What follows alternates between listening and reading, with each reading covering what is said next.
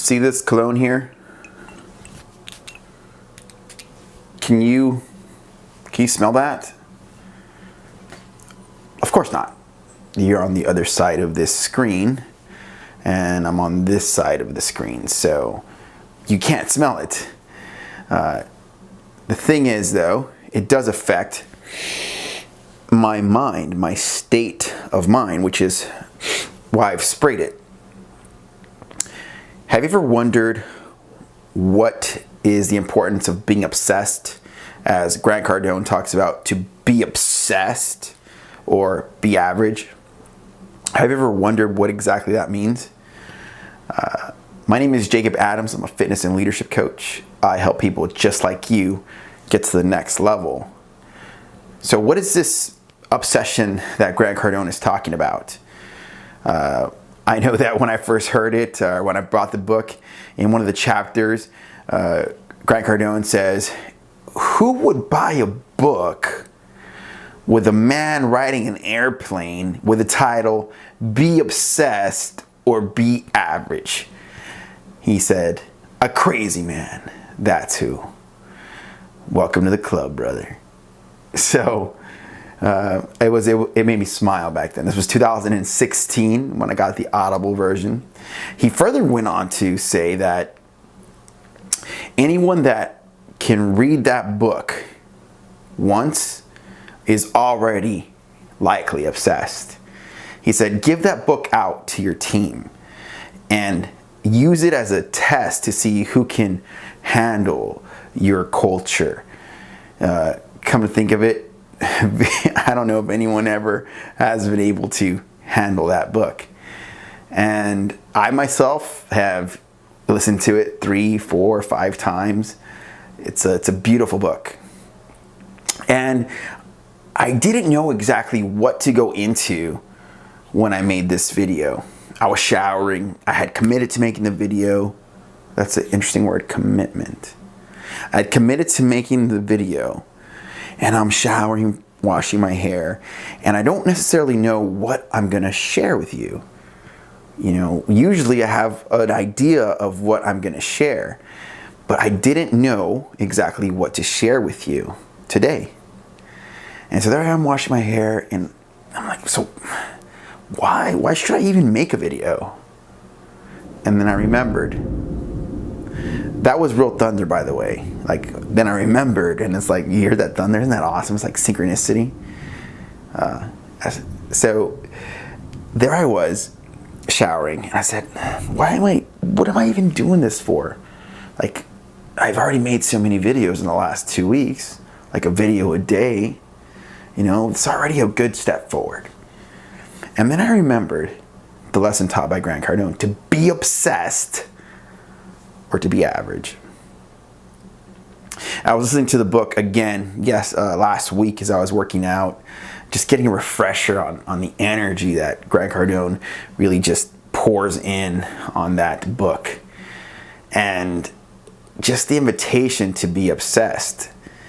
And he talks about his story about how when he was he talks about how anyone is going to have an addiction or obsession of some sort.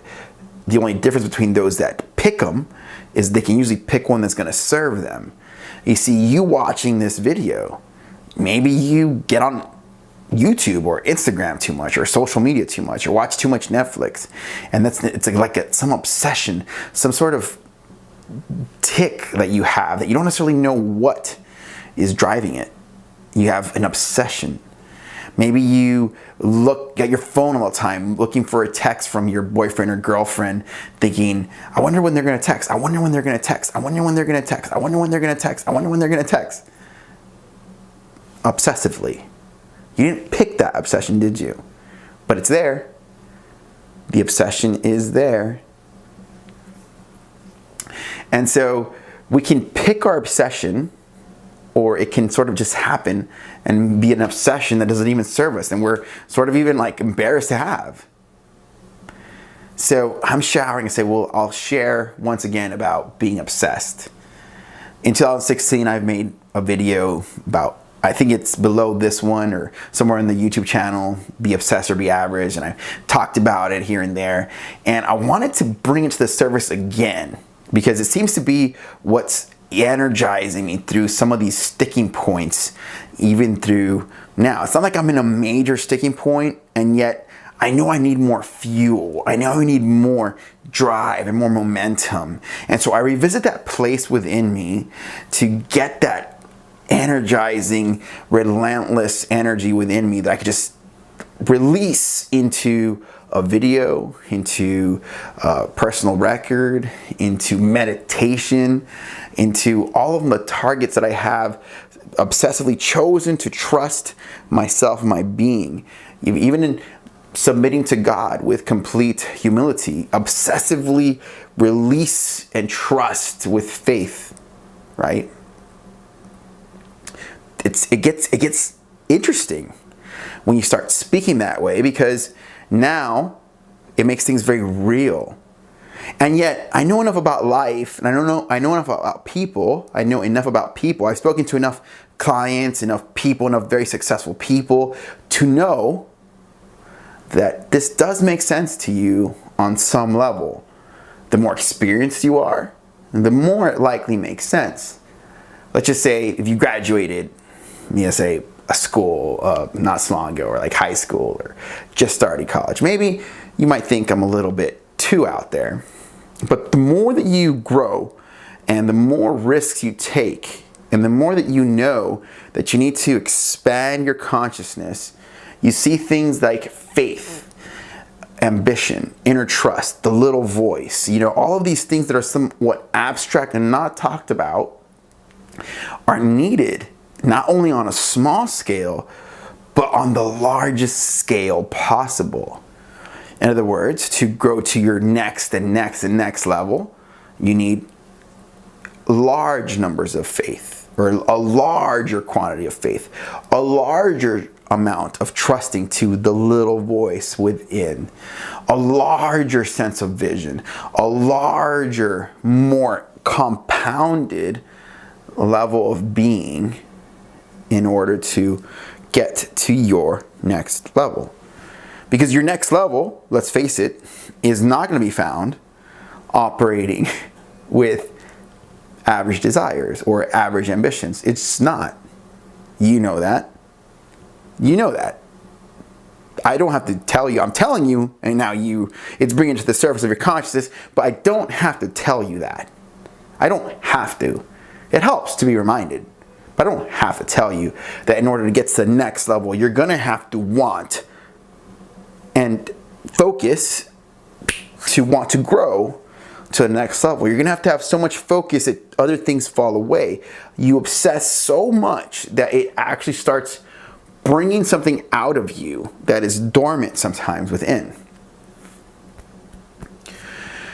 So when I look at my life, and I say I read the book, and when I look at my life, of all the things that ever have helped me, it's always been a level of commitment, a level of energy to the highest degree that I could possibly permeate, that I can commit and convict myself to act on. That's always been what yields the biggest returns. In other words, in January this year alone, I did a 180 challenge with Advocare, 80 days of dieting. And I cheated about 3-4 times on small things in my diet. But I was able to drop 17 pounds of fat, right? Gain some muscle. That's just this year alone. I have a few months left this year to finish up a course online. And so I have to dial in and focus and just wake up and repeatedly focus and drill down and chip away at that course. This YouTube channel, to grow it to the next level, I'm dialing in and focusing. And for example, I'm taking a shower. I'm like, what do I talk about? Oh, you know what? I'll share about why it's important to be obsessed, because that's the only way I'm going to get this video out, is to, be obsessed, to get it out, right?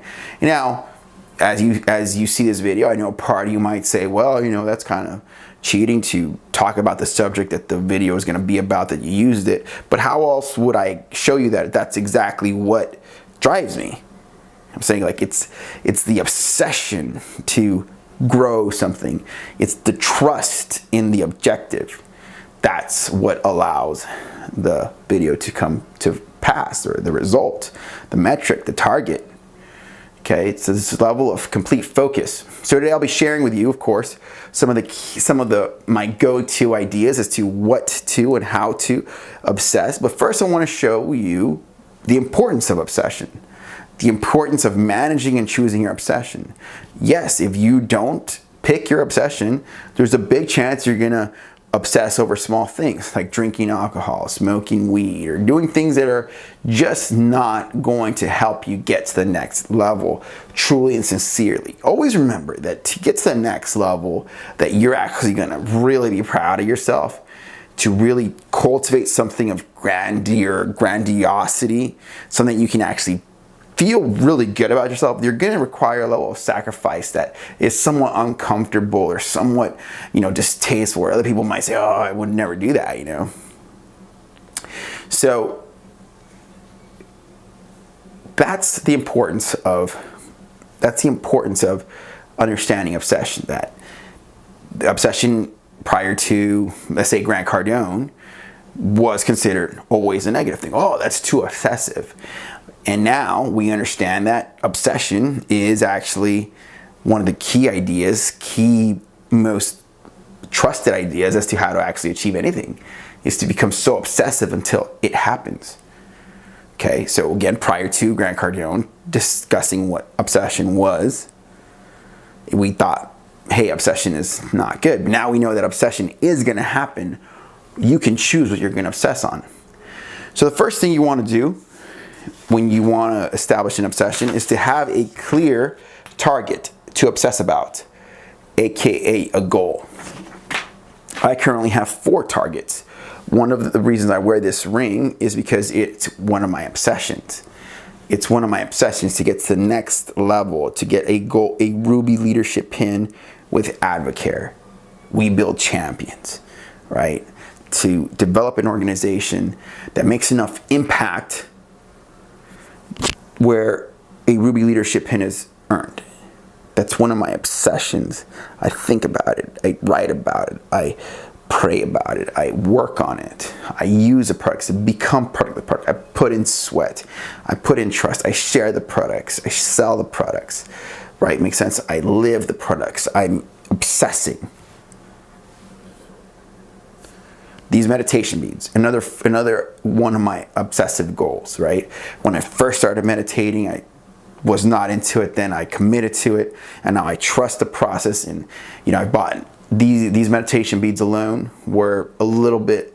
My first meditation beads were about $17, $19. These right here were about 6-7 times that. Okay, and why?